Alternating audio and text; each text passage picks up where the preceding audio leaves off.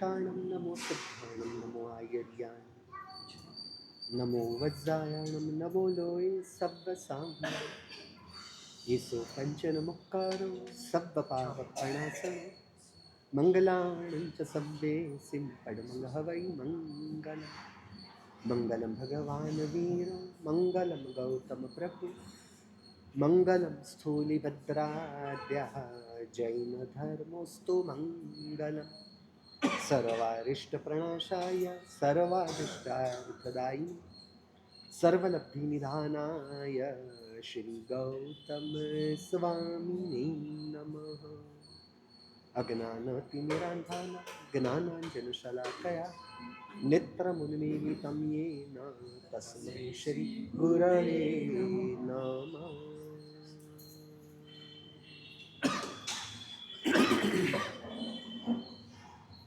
नौपद जी की आराधना में आज हम आए हैं चौथे दिन। तीसरा, चौथा और पांचवा पद आचार्य, उपाध्याय और साधु पद के रूप में सद्गुरु पद की महिमा बताई। 2 पद देव रूप थे, 3 पद गुरु रूप है और 4 पद धर्म के रूप में। कल हमने बात की अरिहंत परमात्मा मार्गदेशक है, सिद्ध परमात्मा वह मंजिल है। तो आचार्य, उपाध्याय और साधु पद वह मार्गदर्शक है। यानी कॉलेज में जो भी किताबें हैं वो किताबें मार्गदेशक के वचन रूप है। समझ रहे? कॉलेज में जो किताबें छपी हुई यानी जो शास्त्र है वो शास्त्र क्या है? परमात्मा के वचन रूप मार्गदेशक रूप वचन है, बराबर है। परंतु उसका अर्थघटन कौन से जीव के लिए किस प्रकार से उपयोग में लिया जाए वो तय करते हैं मार्गदर्शक। इसलिए एक अपेक्षा से देखा जाए मार्गदेशक से भी बड़ी जिम्मेदारी मार्गदर्शक की बनती है, क्योंकि मार्गदर्शक ने तो मार्ग बता दी, परंतु किसके लिए कौन सा मार्ग उचित है नहीं है वो तय कौन करते हैं? मार्गदर्शक करते हैं। गवर्नमेंट ने रोड एटलास बना दिया, मार्गदर्शक हो गए, रोड एटलास बना दिया और आपको गाड़ी भी मिल गई, यानी मार्ग के लिए आपको साधन मिला, परंतु ड्राइवर व मार्गदर्शक के बिना आप यहाँ से बंबई बेंगलोर पहुँचना चाहो आप नहीं पहुँच सकते। इसलिए एक अपेक्षा से देखा जाए देव तत्व से भी अधिक उपकार गुरु तत्व का है। हमारे पास 2 दिन बचे हैं, गुरु तत्व के लिए 2 दिन है। शब्द का प्रयोग मैंने क्या किया अभी? गुरु नहीं किया, गुरु तत्व किया है। यानी गुरु अलग है, गुरु तत्व अलग है। सबसे पहले तो हमें समझना होगा कि परमात्मा से अधिक उपकार सद्गुरु का बताया है, तो उसको समझना पड़ेगा। तो शासन की स्थापना कौन करेंगे? परमात्मा, अरिहंत पद पर विराजमान अरिहंत परमात्मा शासन की स्थापना कर देंगे, क्योंकि उनके पास तीर्थंकर नाम कर्म का पुण्य है। उसकी बदौलत ही शासन की स्थापना कहो, तीर्थ की स्थापना हो सकती है, उसके बिना नहीं हो सकती। परंतु शासन की स्थापना करने वाले अरिहंत परमात्मा शासन का संचालन कर नहीं सकते, वो नहीं करते। समझ रहे हो? तो बड़ी जिम्मेदारी कौन सी है? शासन की स्थापना करनी थी या शासन का संचालन करना था? मैं वितरागी हूं, मैं वितरागी हूं, इसलिए शासन के संचालन के लिए जो भी प्रशस्त राग द्वेष वगैरह करने की बात आएगी वो मैं नहीं करूंगा। ये तो क्या हुआ? ये तो वितरागता शासन की व्यवस्था के लिए उपयोगी नहीं बनी हमारे लिए। इसलिए हमारे लिए कौन उपयोगी बनते हैं, उपकारी बनते हैं? सद्गुरु, जो शासन की स्थापना भले नहीं करते, परंतु स्थापना के पश्चात उस अरिहंत परमात्मा के शासन की स्थापना के पीछे के उद्देश्य को सार्थक करने का काम सद्गुरुओं के द्वारा होता है। फर्क समझ रहे? शासन स्थापना के पीछे का उनका जो उद्देश्य है, उनका जो आशय है, उनका जो उसके पीछे का गर्भित भाव है, उसे सार्थक किया जाता है सद्गुरुओं के द्वारा। और इसीलिए पाठ किसकी कही जाती है? सुधर्मा स्वामी की पाठ। सद्गुरु के नाम से परमात्मा के शासन की पाठ परंपरा की बात की जाती है।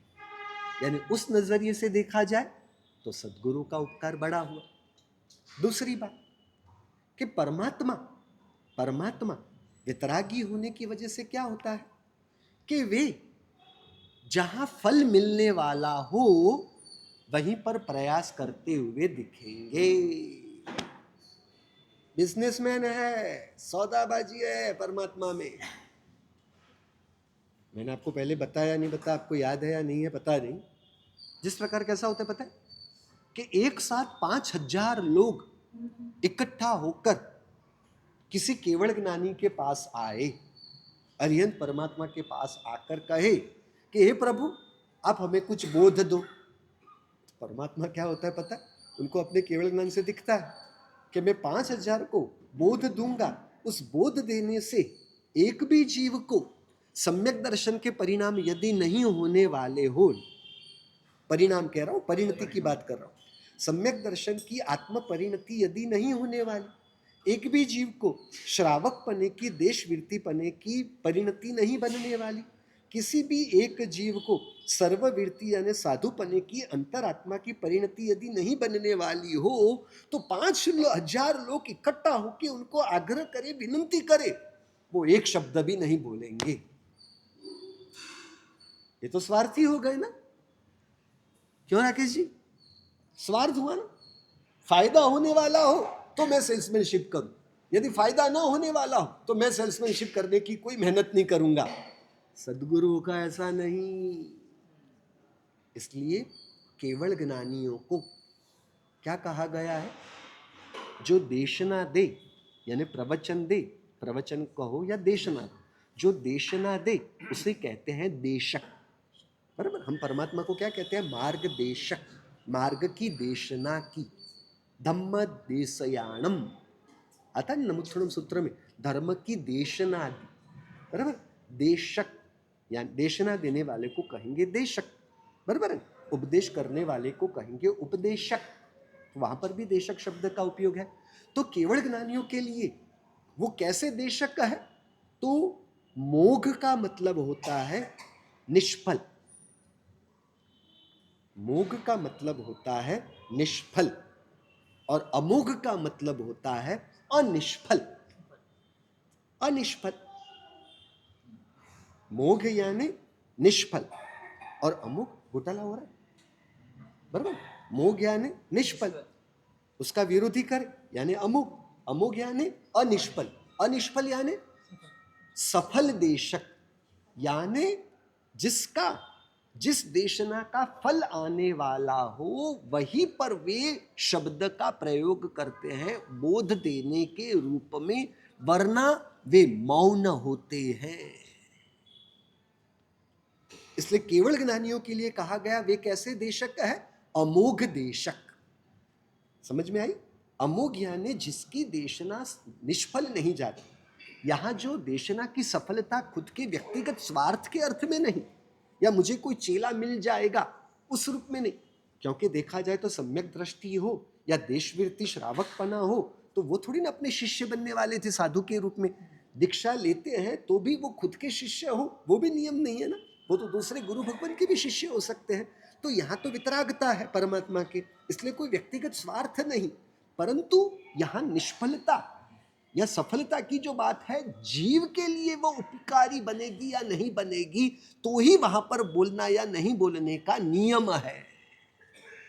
इसलिए ज्ञानियों को केवल ज्ञानियों को अमोघ देशक कहा है। इससे हमें भी बहुत कुछ समझने जैसा है। हाँ, कई लोग ऐसे होते हैं, मैं तो सामने वाले को जो लगता है लो, मैं उसकी चिंता नहीं करता, मैं उसकी परवाह नहीं करता, सच कहने से क्या डरना, जो है मैं कह देता हूं, फिर उसको बुरा लगे तो लगे। ऐसा नहीं होता है। इसे निर्भयता, निडरता नहीं कहते, इसे साहसिकता नहीं कहते। विवेक पूर्वक बोलना चाहिए। देखना पड़ता है ना। अरविंद जी, आपको रोटी भी नहीं पच रही है, आप अभी अभी बुखार में से बाहर निकले हो, रोटी भी नहीं पच रही है और आपको कमजोरी तो आ गई है बुखार की वजह से, तो अभी कमजोरी में से बाहर निकलने के लिए शक्ति आपको प्राप्त हो, तो क्या मैं गुंदर पाक खिलाऊंगा आपको?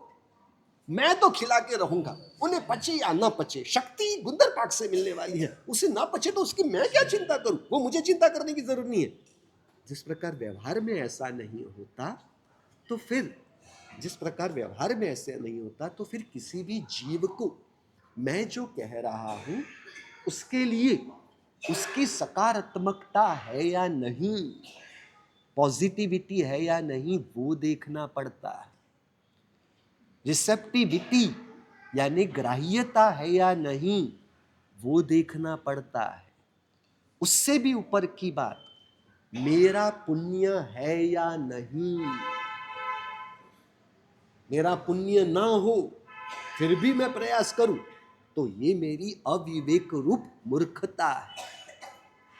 फिर पुण्य होते हुए भी क्या मेरा अधिकार है या नहीं, वह मेरा विषय है या नहीं। समझ रहे हो? बोलने के पहले कितना सब कुछ ध्यान रखना पड़ता है। अब आगे की बात, कमलेश भाई के दोष को जानने से पहले, कमलेश भाई के प्रति मेरे मन में कमलेश भाई के लिए जो परिणाम थे, जैसे परिणाम थे, दोषों को जानने के बाद भी मेरे परिणामों पर उसकी कोई असर ना होने वाली हो, तो ही किसी को कुछ भी कहने के लिए मैं योग्य इंसान माना जाऊंगा।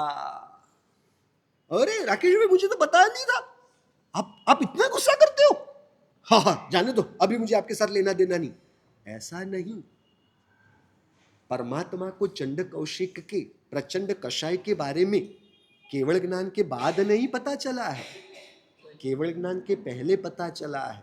फिर भी परमात्मा के परिणामों पर उसका कोई प्रभाव नहीं पड़ा, क्योंकि समझ रहे हैं कि चंड कौशिक की अवस्था में क्रोध है, कर्म की वजह से। चंड कौशिक की आत्मा में कोई दोष नहीं है, उनकी अवस्था में है। उनका मूल स्वरूप तो मेरे जैसा ही शुद्ध और पूर्ण है। यदि मुझे वही दिखता हो, तो फिर अवस्था में रहे हुए दोषों के कारण मेरे परिणामों पर उसका कोई प्रभाव नहीं पड़ता। इतनी बात समझ में आई? यानी हुआ क्या 5वें नंबर में, किसी के दोषों को जानने से पहले उनके प्रति हमारे जो परिणाम हो, दोष जानने के बाद भी हमारे परिणामों पर उसका कोई प्रभाव न पड़ता हो, तो ही हम बोलने के अधिकारी होते हैं, हम क्वालिफाइड पर्सन के रूप में माने जाते हैं। बराबर है? अब बोलने के बाद, यानी बोलने से पहले ही ये स्पष्टता होनी चाहिए कि मैं कहूं और उसे करना ही होगा। वहां ऐसी किसी भी प्रकार की कोई अपेक्षा रखे बिना कहने की तैयारी हो, तो ही कहने के हम अधिकारी बनते हैं। मैं कहता हूं फिर भी आप नहीं मानते हो, अरे आप कौन होते हो इस प्रकार का अधिकार भाव जताने वाले? बात समझ में आ रही है? किसी के दोषों को जानने के बाद, गंभीरता शब्द का मतलब समझने जैसा है। गंभीरता परमात्मा का गंभीर गुण कहा गया है। उनको जब पाठशाला में लेके जाने में आ रहा था, माता पिता के द्वारा मोह के कारण, पार्श्वनाथ परमात्मा के परंपरा के श्रावक है, उनके शासन के श्रावक श्राविका है, बराबर। और पता चल गया कि 23 तीर्थंकर हो गए, 23 तीर्थंकर हो गए। और अभी जो 14 स्वप्न से सूचित जो पुत्र रत्न आया है, वह कौन है? चक्रवर्ती भी नहीं, विद्या 12 चक्री, नहीं कोई चक्री राज। 12 चक्रवर्ती तो गुजर गए, और अवसर पीढ़ी में 12 से ज्यादा चक्रवर्ती होते नहीं। 23 तीर्थंकर हो गए, यानी अभी बचे कौन? 24वें तीर्थंकर।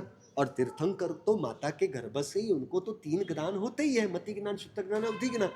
फिर भी मोहाधीन माता पिता जब उनको पाठशाला में लेके जाने जा रहे थे, तब परमात्मा, अरे क्या मुझे पाठशाला लेके जा रहे हो, वो क्या मुझे पढ़ाएंगे, अरे मैं तो आपके गर्भ में आया तब से 3 ज्ञान को लेकर आया हूं, मुझ में मति ज्ञान, शुद्ध ज्ञान, अवधि ज्ञान सब रहा हुआ है, वो क्या मुझे पढ़ाएंगे, मैं उनको पढ़ा सकता हूं। ये गंभीरता की कमी कहेंगे। तो गंभीरता किसे कहते हैं पता है? गंभीरता किसे कहते हैं? जो अपने गुणों को, सुकृतों को पचा सके, छलकने न लगे। समझ रहे? जो अपने गुणों को पचा सके, अपने सुकृत, मैंने ये किया, मैं ये करता हूं, मैं वो करता हूं। आप लोग ऐसा नहीं करते हो? किसी महात्मा के पास आपसे वो हो जाता है, हाँ कि महाराज साहब मैं तो रोज ये करता हूं, महाराज साहब मैं तो ये रोज करता हूं। पूछा महाराज साहब ने, पूछा तो कने वास्ते को।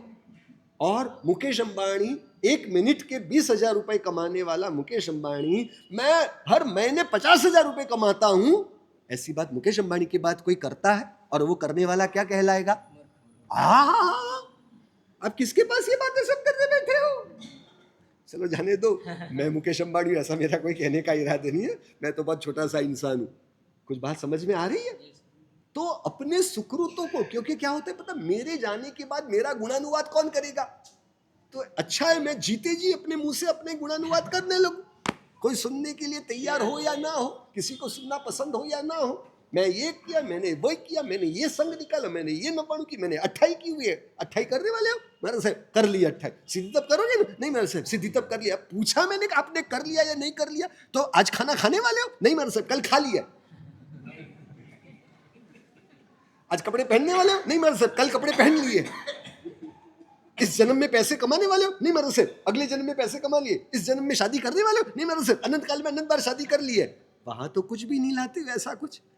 अरे शुभ की क्रिया में ये सब बातें आती है, समझ रहे हो?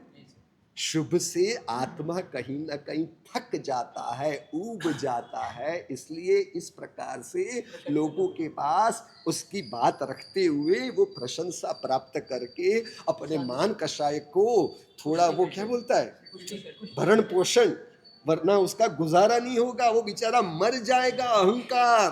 अहंकार जीता है दूसरों के मान सम्मान और प्रशंसा पर ही तो जीता है, वरना तो वो बेचारा मर जाएगा। आप लोगों में ऐसा नहीं है, तो जिन लोगों में ऐसा होता है उनकी बात। आप लोगों में ऐसा, आप लोगों में ऐसा नहीं, मैं नहीं। हाँ भर के मुझे तो दिख ही नहीं रहा है, मुझे तो दिख ही नहीं रहा है। हाँ? क्या दिखने वाली नहीं है चीज, तो फिर है ही नहीं, तो फिर कहां से दिखेगी? वो कह रहे दिखने वाली ही नहीं है, क्योंकि हो तो दिखेगी ना, हो ही ना तो कैसे दिखेगी? बात समझ में आ रही है? परमात्मा की गंभीरता, जो अपने गुण या अपने से हुए सुकृतों को पचा सके।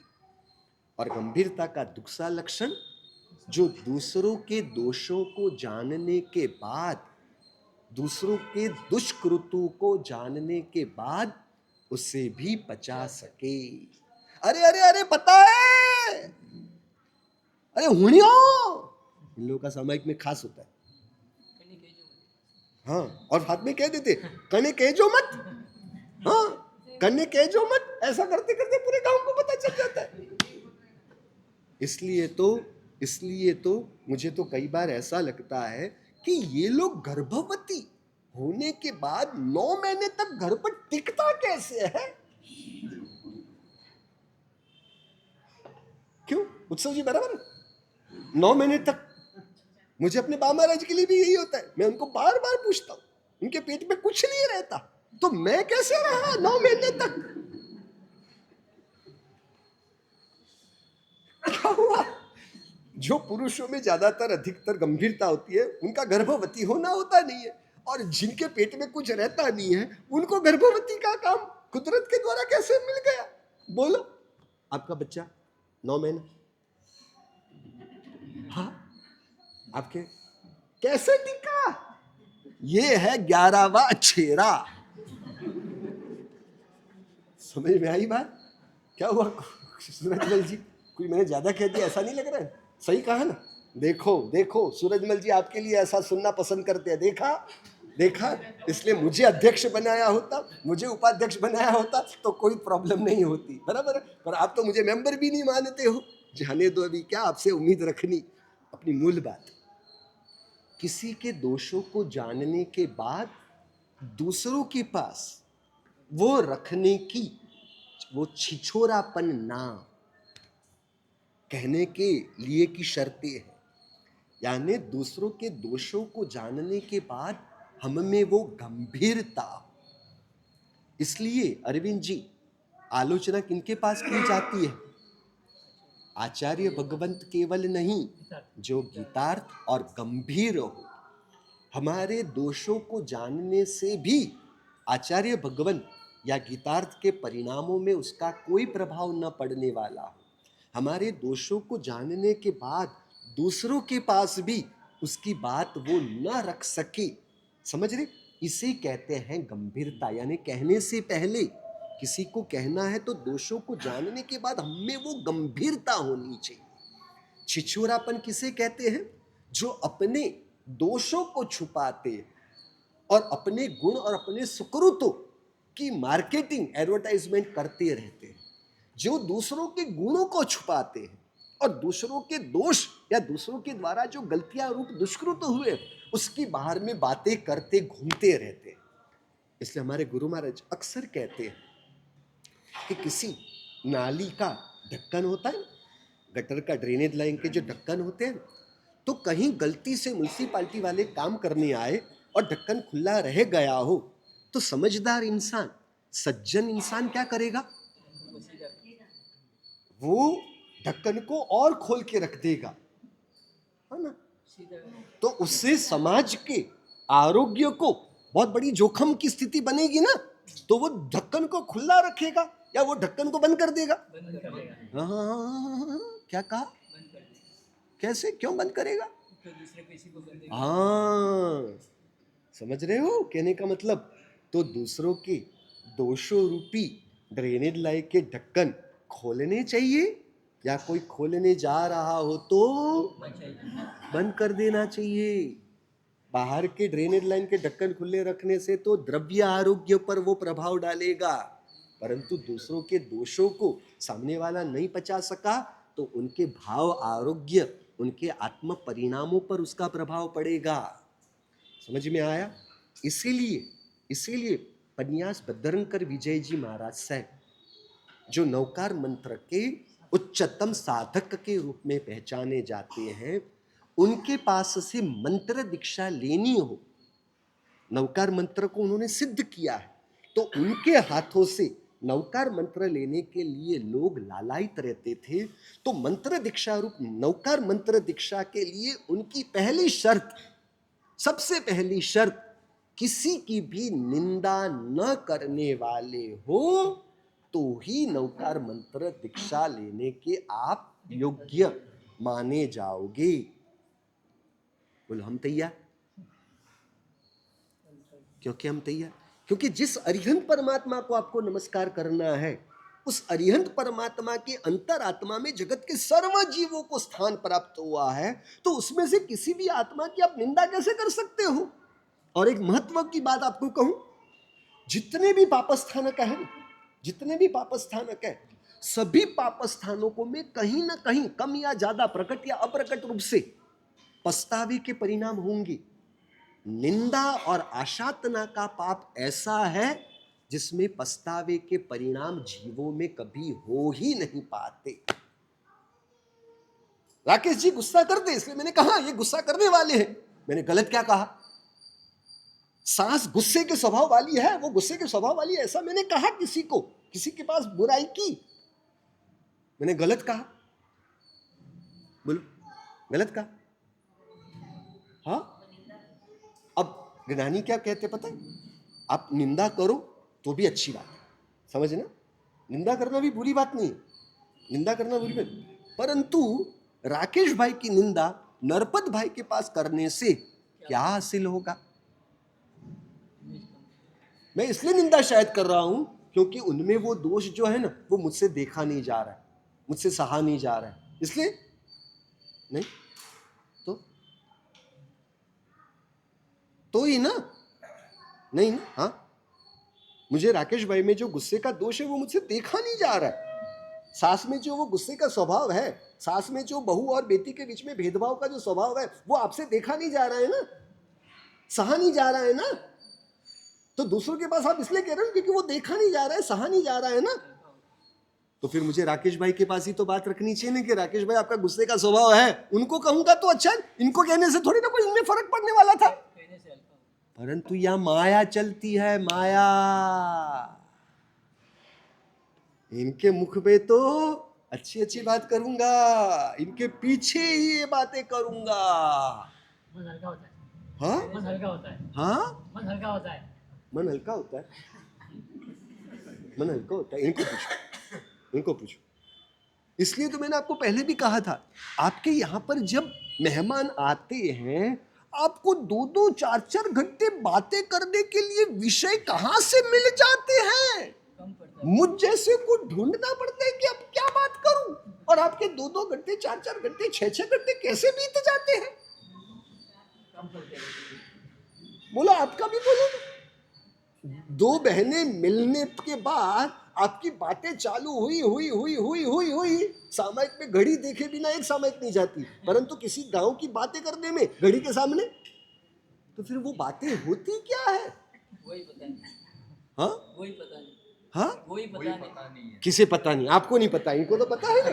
बोलो क्या बातें होती है, 2-2 घंटे तक क्या चलती है बातें, बोलो बोलो बोलो। हाँ आप है ना, संभल के बोलो, आप इनके बीच में हो, मैं तो पार्टीशन के इस बाजू हूं, इसलिए मुझे कोई तकलीफ नहीं होनी है। समझ में आ रही है बात।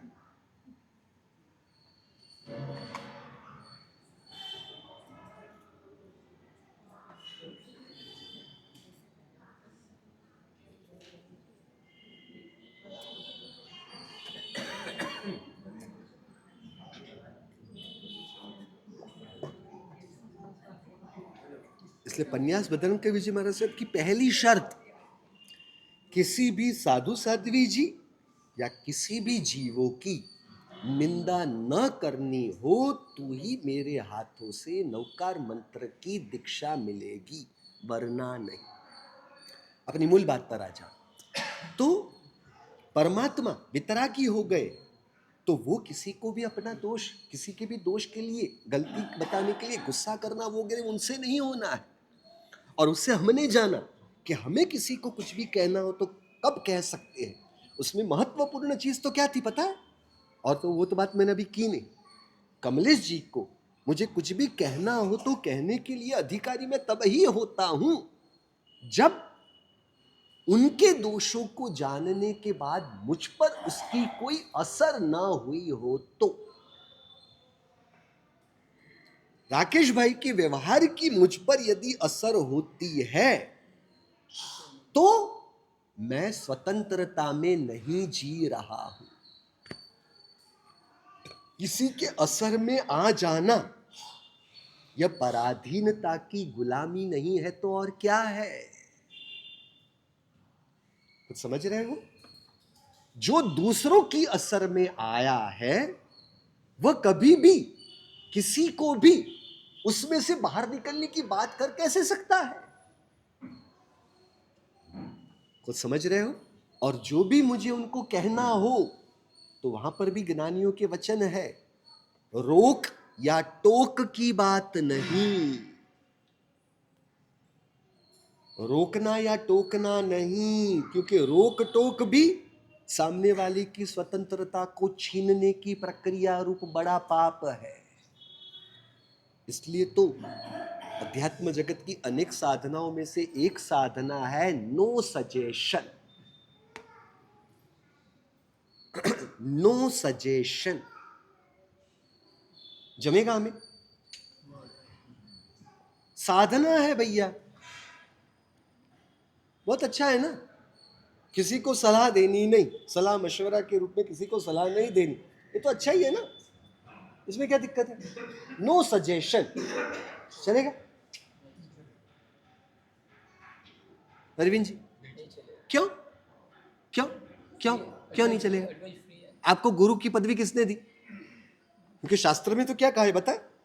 उपदेश के अधिकारी सदगुरु है या परम गुरु है, और कोई नहीं। तो अब क्या करें? क्या बोलो? समझदारी देना, सलाह नहीं, समझदारी। उस समझदारी देने के बाद उस जीव को स्वतंत्र रख दे, उस समझदारी के आधार पर उसे क्या करना है या नहीं करना है, वह स्वतंत्रता में उसे हम खुला छोड़ दें। यानी समझ में आई बात? जो खुद दूसरों की असर में नहीं आता, यानी जो खुद स्वतंत्रता में है, वही दूसरों को समझदारी देने के लिए अधिकारी है। समझ रहे? और फिर मैंने इनको जो कहा वो करे ना करे, मुझे उससे कोई फर्क नहीं पड़ता। यह बोलने के पीछे की शर्तें हैं। ये शर्तों का पालन करना जिसे आता हो उसी को बोलने का अधिकार है। बोलने के लिए वो योग्य है, सुयोग्य है, सुपात्र है। वरना मौनम सर्वार्थ साधनम, न बोलवाना नौ गुण। गुजराती में कहावत है, न बोलने के 9 गुण। और गुजराती में दूसरी भी कहावत है। क्या कहावत है? बोले ना बोर बेचा। बोलेंगे तो ही बोर बिकेंगे, वरना थोड़ी ना बिकेंगे। दोनों का संतुलन करके चलना है। चलो अपनी मूल बात में से बहुत आगे निकल गए, अपनी मूल बात पर आ जाए। तो सदगुरु और परम गुरु, परम गुरु शासन की स्थापना की, सदगुरु शासन की व्यवस्था संचालन करते हैं। सदगुरु परम गुरु किसी को भी किसी की भी गलती नहीं बताते, क्योंकि वे वितरागता में।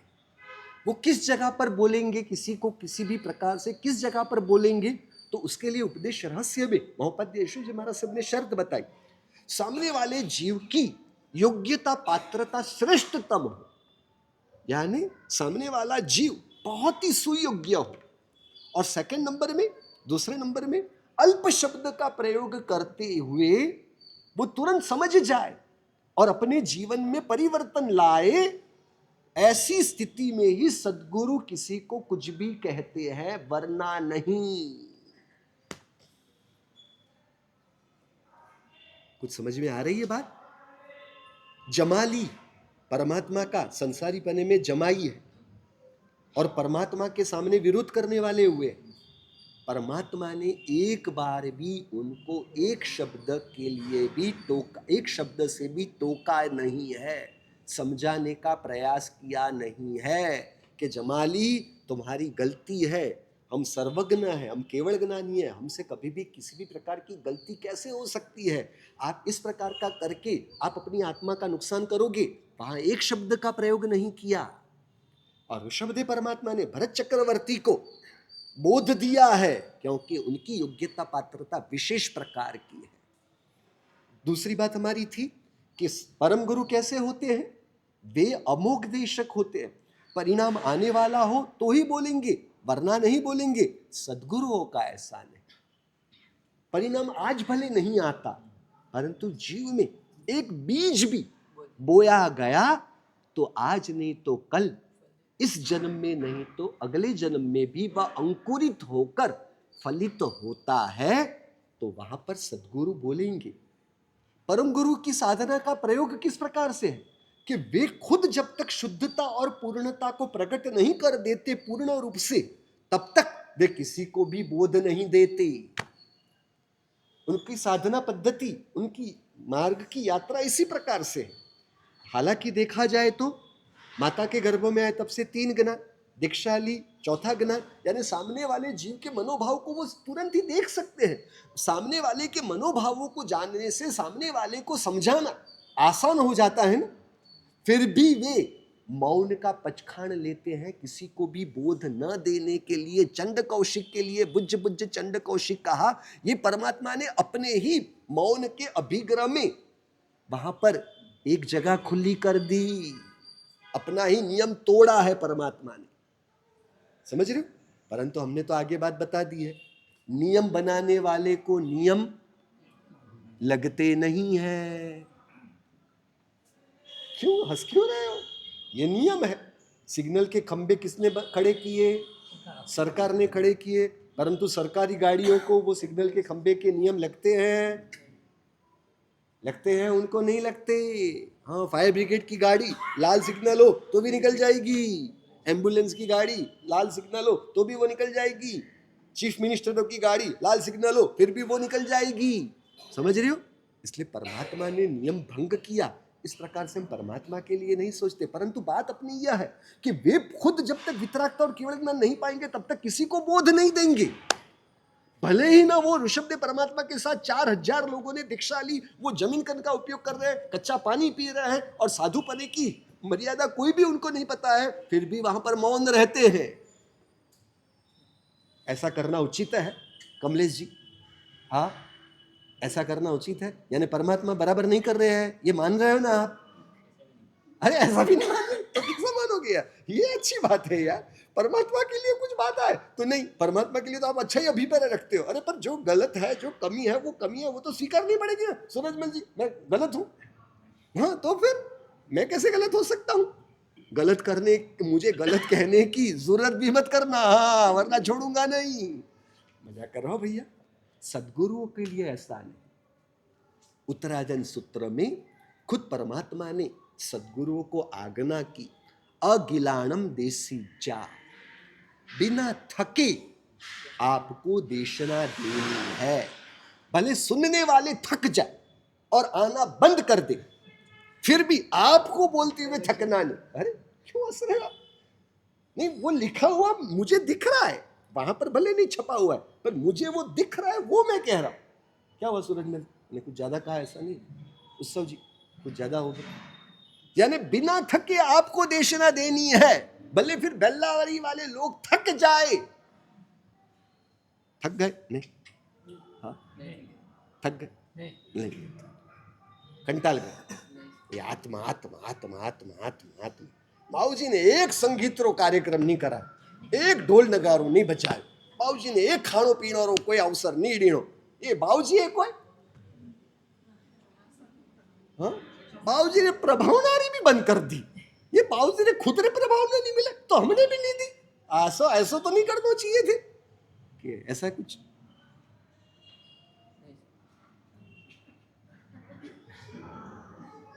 આટલી સામે કરને વાળે આટલી પ્રભાવના, આટલી પ્રતિકોણ કરવા વાળાને આટલી પ્રભાવના, આટલે દિવસ એટલે કરે એ વે કરે પ્રવચન સુને આટલી પ્રભાવના। બાવજીએ કોઈ નહીં કીધો, કોઈ નહીં કીધો। हाँ, पॉइंट्स कार्ड भी बाबूजी नहीं रखियो। मैं तो कैसा था पता है, जो प्रभावना मुझे जिस बाबत में ना मिलती हो मैं आपको भी क्यों लेने दूं? ये सब ये अध्यक्ष उपाध्यक्ष ये सब क्या है? ये ट्रस्टी क्या है? अरे लड्डू की प्रभावना होती है, फिर भी मैं बाजू में से गुजर रहा हूं, हाथ पीछे कर देते हैं। ऐसी ऐसी ऐसी आपकी भावना है। अब लड्डू की प्रभावना पैसे की प्रभावना के लिए बराबर कि आप 10 रुपए की या 20 रुपए की प्रभावना करते हो तो बाबूजी को नहीं दे रहे, परंतु लड्डू की प्रभावना वो तो बाबूजी लाभ दो, वो हाथ पीछे कर दे। हाँ, कोई पात्रा नहीं लेवे, वो चिंता आपने करवाने की कोई जरूर नहीं है। हाँ, वो कह रहे पात्रा नहीं है बापू बाबूजी ने बात, तो मैं पात्रे वाले को बेच देता था यार। अब जो मुझे प्रभावना ना दे उनको मैं प्रभावना क्यों लेने दूं? चौमासे में कितनी सामयिक करते उनकी इतनी प्रभावना, अब मैं तो जीवन भर के लिए सामयिक में हूं, मुझे कभी प्रभावना के लिए पूछा अनिल जी? पूछा तो फिर ये मेरा अपमान नहीं? नहीं अपमान तो क्या है राकेश जी? अपमान है ना मेरा तो क्या है? हाँ, क्या प्रतिज्ञा है? क्या प्रतिज्ञा है? वो अनिल जी अपना बेटा प्रतीक मुझे प्रभावना में दे सकते हैं नहीं दे सकते? हाँ, वो प्रभावना में दे सकते हो नहीं दे सकते हो? तो फिर प्रभावना ने पैसे की प्रभावना नहीं, किसी भी प्रकार की कोई प्रभावना की बात ही नहीं सोचते हो। तो फिर अरविंद जी तो अरविंद जी, मैंने कहा बहन महाराज को अपनी बेटी की प्रभावना नहीं बाबूजी दूसरी बात करो, ये बात की तो खबरदार। हाँ, मैं भी आना बंद कर दूंगा, बेटी को भी आना बंद करवा दूंगा। तो ये क्या था, हमारा अपमान था या और कुछ था? बोलो बोलो उत्सव जी, तो क्या था? समझ रहे हो? सद्गुरु, उनके लिए परमात्मा ने कहा बिना थके तो देशना देनी है। साथ में जिस परमात्मा ने खुद ने अपनी संयम जीवन की यात्रा दीक्षा से लेकर मोक्ष तक एक दोष का सेवन नहीं किया, एक अपवाद का सेवन नहीं किया, सद्गुरु के लिए आज्ञा की यदि आपका शरीर साथ न देता हो और दोषों का सेवन, दोषित गोचरी का सेवन करके भी पजुषण जैसी बड़ी दिनों की आराधना करानी हो तो दोषों का सेवन, अपवाद का सेवन करके भी आपको संघ का उद्धार करना है, जीवों का उद्धार करना है। तो इस दृष्टि से भी देखा जाए, परम गुरु से बड़ा उपकार सद्गुरुओं का हुआ। शासन का जो काल है उसमें अधिक समय सद्गुरुओं से प्रभावित है, परम गुरुओं से प्रभावित काल बहुत अल्प समय का है। अरे सबसे ऊपर की बात करूं, जिन शासन को जो परम गुरु की उपलब्धि होती है, वह उपलब्धि भी पूर्व के भवों में सद्गुरु की उपासना के द्वारा ही उनको परम गुरु पद की उपलब्धि होती है। यानी सद्गुरु से ही परम गुरु का जन्म हुआ है। देखो अभी तो अपने कैसा है, जिसकी शादी हो उसके गीत गाए जाते हैं। अभी शादी किसकी चल रही है? गुरु तत्व की शादी चल रही है। तो गुरु तत्व की शादी होते हुए यहाँ कोई प्रभु तत्व की आशातना करने का या उनका अवमूल्यांकन करने का कोई उद्देश्य नहीं है, समझ रहे हो? परंतु वर्तमान जीवों में अब यानी क्या हुआ, आप समझ, वर्तमान जीवों में सद्गुरु की महिमा नहीं समझ में आ रही है। इसलिए कहूं, एक अपेक्षा से मंदिर मार्गियों से स्थानकवासी इस बाबत में आगे। कुछ स्थानकवासियों ने हमने बताया है कि महाराज साहब, आपके यहाँ प्रतिमा के आलंबन के रूप में परमात्मा का आलंबन आपके यहाँ मिला हुआ है, इसलिए क्या हो रहा है, यहाँ परमात्मा का महत्व बढ़ते हुए हम देख रहे हैं, गुरुओं का महत्व कम होते हुए देख रहे हैं। हमारे यहाँ इस प्रकार से प्रतिमा रूप परमात्मा का आलंबन न होने की वजह से हम अपने गुरु को परमात्मा रूप ही आराधते हैं, देखते हैं। ये कुछ स्थानक वासियों के वचन है, समझ रहे हो? यानी हमें परम गुरु रूप परमात्मा का प्रतिमा रूप आलंबन मिला, वह अच्छा हुआ या नहीं हुआ, वो शांत चित्त से सोचना।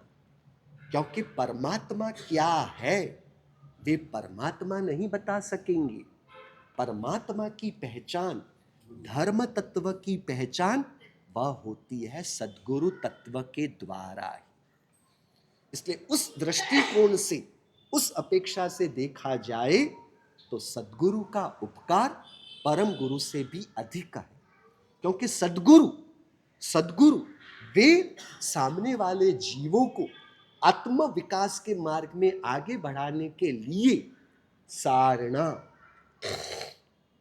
यानी स्मरण कराना, सारणा यानी स्मारणा, नरपत जी ऐसा नहीं करना चाहिए, ऐसा करना चाहिए, ऐसा करना चाहिए, ये करना चाहिए, ये स्मरण कराना, ये पहली प्रक्रिया। फिर भी नरपत जी से गलती हो जाती है तो वारणा, नरपत जी ऐसा नहीं करते, ऐसा नहीं करना चाहिए, यानी वारण किया, निवारण किया, समझ रहे? यानी कंट्रोल में लाया, उनको रोकने का काम किया। ये काम भी कौन करते हैं? सद्गुरु करेंगे।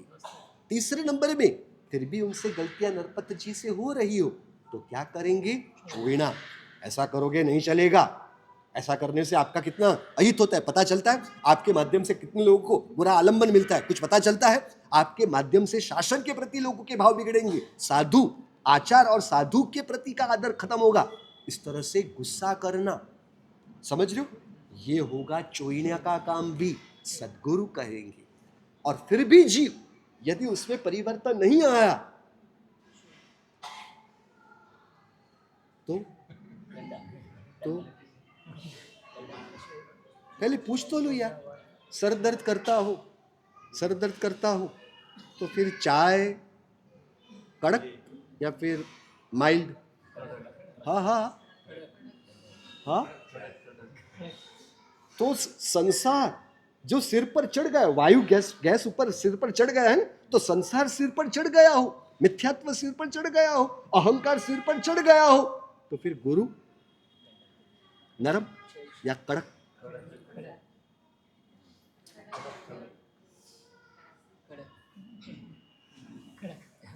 इन लोगों से मुझे क्षमापना करनी पड़ेगी, पता है, क्योंकि ये लोग हमारे संयम जीवन का भाव बल इनसे हमें मिलता है, और उनको मुझे कहना पड़ा कि अब नीचे जाना। उसके लिए फिर से माफ़ी मांग लेता हूँ सबके पास, क्योंकि इस प्रकार से किसी को कहना मुझसे नहीं होता, क्योंकि किसी को मना कैसे करूँ कि अब यहाँ नहीं बैठना, ऐसा करना हमारे स्वभाव में नहीं, समझ रहे हो? क्योंकि हम भक्ति योगाचार्य यशोई जी महाराज साहब है ना, उनके प्रेम और वात्सल्य से ही इतने सारे वासी थे कि किसी को किस प्रकार से कहूँ, किसी को किसी भी प्रकार की चोट पहुंचे वो हमसे सहा नहीं जाता, और कल हमको ये कहना पड़ा, बराबर है, तो उसके लिए सबके आगे फिर से आपके पास निछान कर रहा हूँ, हाँ बराबर है। अपनी मूल बात पर आ जाओ। तो सदगुरु चौथे नंबर में पड़ी चोएना, यानी दंडासन भी उठाना पड़े तो वे उठाते हैं। अरे दंडासन तो छोटी सी बात है, हमारे कालिक सूरी महाराज साहब ने तो तलवार भी निकाल ली है। अंतर में सामने वाले जीव के प्रति किसी भी प्रकार का द्वेष या दुर्भाव का परिणाम नहीं, क्योंकि सामने वाले जीव को परमात्मा दृष्टि से ही देखते हैं। बात समझ में आ रही है? परंतु अवस्था में जो दोषों की पराधीनता से वह अपनी आत्मा का अहित न कर बैठे, ऐसी भाव करुणा अंतर में रखते हुए बाहर से, यानी सदगुरु को है ना कुंभार के साथ तुलना की गई है। जिस प्रकार कुंभार है ना, जब मटका बनाते हैं तब क्या करते हैं, बाहर से टपली मारते हैं। आप लोग क्या बोलोगे? टकोरे मारेंगे, बाहर से टकोरे मारेंगे, परंतु वो टकोरा मारते हुए कहीं वो टूट न जाए, इसलिए अंदर से वो हाथ का सहारा भी रखते हैं। समझ रहे हो? संसार में माँ केवल माँ ही बन सकती है, पिता केवल पिता ही बन सकते हैं। सदगुरु माता और पिता दोनों का किरदार निभाते हुए सामने वाले जीव के आत्म विकास में उपकारी बनते हैं। और दूसरी बात, सदगुरु खुद को जो मार्ग देना है उस रूप से मार्ग थोड़ी ना दे रहे, परमात्मा ने जो मार्ग बताया है उसमें से किस प्रकार की आज्ञा आपके लिए उपकारी बनती है वह निर्णय सदगुरु करते हैं। जिस प्रकार व्यवहार में डॉक्टर जो भी आपको दवाई देते हैं, कहां से देने वाले हैं? मेडिकल स्टोर में बिकने वाली दवाइयां, वही तो आपको लिख के वो देते हैं। अब वो मेडिकल स्टोर से ही दवाई लिख के देने वाले हो तो डॉक्टर के पास जाने से अच्छा है हम विनोद जी के पास ही चले जाए, है ना? कई लोग ऐसे हैं, विनोद जी ऐसा कोई है तो कोई करो। तो सामान्य केस में विनोद जी चल सकते हैं, परंतु डिग्रीफाइड इंसान नहीं है, कुछ भी घोटाला होने की संभावना हो सकती है, तो किसके पास जाना पसंद करेंगे? हम डॉक्टर के पास जाना पसंद है, क्योंकि डॉक्टर निष्पक्ष रूप से, मध्यस्थ रूप से हमारी रोग का निदान कर सकते हैं। डॉक्टर में भी कमी है, डॉक्टर में भी कमी है। डॉक्टर दुनिया भर के सभी के ऑपरेशन कर सकते हैं, परंतु उन डॉक्टर को अपनी पत्नी का ऑपरेशन करने की बारी आएगी, अपनी बेटी का ऑपरेशन करने का जब समय आएगा ना, उनके हाथ भी कांपने लग जाते हैं, तब वो दूसरे डॉक्टर को बुलाते हैं। उनके माता का ऑपरेशन करने की नौबत आती है, तब उनके हाथ भी कांपने लगते हैं। बात समझ में आ रही है? सदगुरु उससे भी ऊपर की स्थिति में है। सदगुरु हमारे दोषों को निष्पक्ष रूप से, राकेश भाई एक दिन भी हमें गुजरी की विनंती नहीं की, अब वो अपने जब दोषों की बात करने आए तो मैं अलग तरीके से देखूंगा। पत जी हर दफे हमें गुजरी के लिए आग्रह करते हैं, साहब कुछ लाभ हो तो अच्छा है, अब वो जो कभी अपनी बात करने आए उनको मैं अलग तरीके से देखूंगा। तो ये सदगुरु की निष्पक्षता नहीं हुई। सदगुरु यदि पक्षपात में हो, नहीं नहीं, आप तो हमें पक्षपात से देखते हो या निष्पक्षता से देखते हो? नहीं, विमल सागर जी शिवण साईरा ना, नहीं शिवाणी पट्टीरा ना, आपड़ा शिवाणारा महाराज साहेब, नहीं कुछ ऐसा था ना? नहीं नहीं, आप ગોટાલા મત કરો. સુરજમલજી, मैं गलत हूँ? बाबूजी, आपने शिव मैंने कोई विमल सागर महाराज के साथ कोई ईर्ष्या बिर्ष्या नहीं है भैया, उनके साथ तो हमारी बहुत अच्छी है. परंतु आप हमें आपको निष्पक्षता से देखना है, परंतु आप हमें ऐसे देखिए। पक्षपात से देखते हो, निष्पक्षता पक्ष देखते हो. नहीं नहीं, अरविंद जी, आप हमें निष्पक्षता से देखते हो या हम निष्पक्षपात से देखते हो? एक मिनट, मैं शिवानारा नहीं हूँ ना, मैं नहीं, शिवांशी पट्टीरा मैं नहीं. बात डिम्पल, आप भी शिवांशी पट्टीरा नहीं हो, आप भी पाली पट्टीरा हो. मैं उस्वाल नहीं, पूर्वाल नहीं, मैं उस्वाल पूर्वाल, मैं उस्वाल या पूर्वाल. हमारे बापा महाराज बेचारे भद्रिक है, वो बेचारे कह देते हैं अरे हम भी ओसवाल ही थे. ओसवाल थे या ओसवाल हो थे? नहीं थे. हम पूर्वाल ओसवाल, हम पुसवाल पूर्वाल, पूर्वाल ओसवाल, ओसवाल पूर्वाल. देख बे, घोटाला हो जाता है यार. आप मुझे स्पष्ट करो, प्रवचनकार हो या प्रवचनकार न हो, प्रभावक हो या न हो, बड़े परिवार वाले हो या न हो, वो आचार्य हो या साधु हो, आप हमें कैसे देखते हो? आप हमें कैसे देखते हो? मैं तो अपनी पट्टीरा राजस्थान राज नहीं हूँ. हाँ, अगले साल के चतुर्मास कटेरा में महाराज से वो तो जाना होगा. अनिल जी, पता किया होगा. हाँ, कटेरा. हाँ, पर मालूम किए बिना कुछ बाकी रखा भी नहीं. कटेरा सबने पता चले नहीं तो बने भी ख्याल आवे कि नहीं, वैसा तो बताने की जरूरत नहीं, सब अपने आप हिसाब किताब रखते ही है. ये चिरंत रत्न महाराज से जो आ रहे वे पट्टीरा है, सिरो ही रहा है, कटेरा जालूर रहा है. मारवाड़ रोसा गुजरात आ जा रहा है. हाँ, मारवाड़ ज्यादा कम आवे, गुजरात ज्यादा ए अब का ज्यादा कोने आवे नहीं आवे वही बात नहीं चले. हाँ, बात वह मत करो. हाँ, समझ रहे हो, मैं तो गुजरात रहूं भी नहीं, मैं तो कच्छ रहूं. हाँ, इसलिए मैं तो अपनी पट्टी रहूं नहीं, गुजरात में बटे हूँ तो गुजरात वाला भी कहेंगे मैं, क्योंकि मैं जिस गच्छ में बैठा हूँ वहां पर हमारा समाज आता नहीं, और कच्छ का जो समाज जहाँ है वहां तो अचल गच्छ और पार्श्व चंद्र गच्छ चलता है. इसलिए मैं तो आपके किसी भी लाइन में, कौन सी भी संघ में किसी भी लाइन का नहीं हूँ. मैं तो एकदम ही ऑफलाइन हूँ, आउटलाइन हूँ. आउटलाइन हुआ ना या हॉटलाइन? हाँ, क्या कहा? हाँ, वो थे बनी, वो जो अंतर से वो जो, क्योंकि राजस्थानी समाज और कच्छी समाज, मैं दोनों समाज के लिए कहता हूँ, इन दोनों समाज में वो समाजवाद बहुत बलवान होता है. क्योंकि ये दोनों समाज वाले वो जिस भूमि से अलग होके आए हैं ना, उन्हें अपनी वो भूमि और भूमि के लोगों का लगाव देखा ही है. कच्छी समाज का भी मैं कह रहा हूँ ना, उनका भी ऐसा है. हाँ, वो तुरंत ही, यानी क्या होता है, राजस्थानी एक दूसरे को मिलते हैं, आप कटेरा, कच्छियों में भी ऐसा होता है, आई कन गांव जा, आप किस गांव के हो, तुरंत ही वो बात चलने लगती है. वो चीजें बाहर रखी होती तो अच्छा था ना. आप लोग यहाँ पर भी आके लेके आए.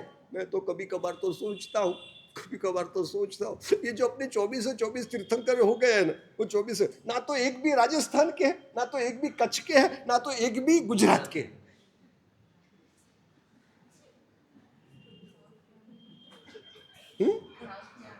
साउथ के शायद होंगे, नहीं साउथ के भी नहीं. आप क्या कर रहे हो, आप भी मजाक कर रहे हो इन सबकी. हाँ, मैं करता हूँ तब तक ठीक है, आप करोगे तो फिर आपका तो हो जाएगा. हाँ, संभल के रहो. हाँ, मैं करता हूँ ठीक है. क्या कहा? गुजरात के नहीं, राजस्थान के नहीं, सब साउथ के रह गए. कौन? अच्छा, आप साउथ के भले, परंतु वो राजस्थान रहा, शिवांशी पट्टी रहा, वो तो अंदर में हो. हाँ, जालोर रा, आहोर वो भिन्न माल रा. समझ रहे हो, संघ में समाज को कहाँ घुसा रहे हो. इसलिए मैंने जब प्रारंभ में आके जाना ना, ये ओसवाल और पोरवाल, मेरे परमात्मा के शासन में ये ओसवाल और पोरवाल का विचार भी कैसे आ सकता है. क्योंकि मेरे शासन में तो कोई अजैन भी संघ का सदस्य बनना चाहे तो मेरे परमात्मा के शासन के 11 गणधर, वो तो ब्राह्मण कुल के थे, ब्राह्मण जाति के थे, और परमात्मा से उन्हें गणधर पद की प्राप्ति हुई है. प्रभव चोर की प्रक्रिया में थे, चोर होते हुए भी योग्यता पात्रता होने पर जम्बू स्वामी की पाठ परंपरा में बाद में प्रभव चोर प्रभव स्वामी के रूप में उपस्थित हुए हैं, तो मेरे परमात्मा के शासन में ये नजरिया क्यों आता है? ये ओसवाल, ये पोरवाल वालों ने ज्यादा लाभ लिया या ओसवाल वालों ने ज्यादा लाभ लिया, जिन्होंने लाभ ज्यादा लिया ये महोत्सव के अंदर, उनको ये होना चाहिए, उनको वे होना चाहिए, ये सब परमात्मा के शासन। यानी क्या हो गया पता है? बंबई, सूरत, अहमदाबाद, वडोदरा, इन इलाकों को छोड़कर लगभग बाकी के अधिकांश इलाकों में संघ के ऊपर समाज का आधिपत्य बढ़ गया है। समझो, मैं कच्छ में भी गया, सुरेंद्रनगर गया हूं, मैं काठियावाड़ गुजरात के इलाकों में गया, तो वहां पर भावनगर वगैरह में गोगारी जो होंगे उन्हें संघ का सदस्य पद मिलेगा, दूसरों को नहीं मिलेगा। अरे भैया, समाजवाद आप संघ में कहां लेके आ रहा है? यानी कच्छियों में तो है ही समाज, जो महाजन है, महाजन का अधिकार वहां पर संघ पर देखा जा रहा है। ऐसा सब जगह पर लगभग इस प्रकार का देखने को मिलता है। यानी समाज बड़ा या संघ बड़ा, संघ समाज के ऊपर या समाज संघ के ऊपर, कौन किसके ऊपर प्रतीक? कुछ बात समझ में आ रही है? समाजवाद बाहर रखो, समाजवाद को संघ में मत लेकर आओ। जो मेरे परमात्मा के शासन के संचालन या व्यवस्था करने के लिए सुयोग्य हो, सक्षम हो, पुण्य से, शक्ति से, समझ रहे हो, वे संघ की डोर संभाले, संघ के प्रति आदर बहुमान भाव हो, भक्ति भाव हो, वो व्यवस्थापक के रूप में हो।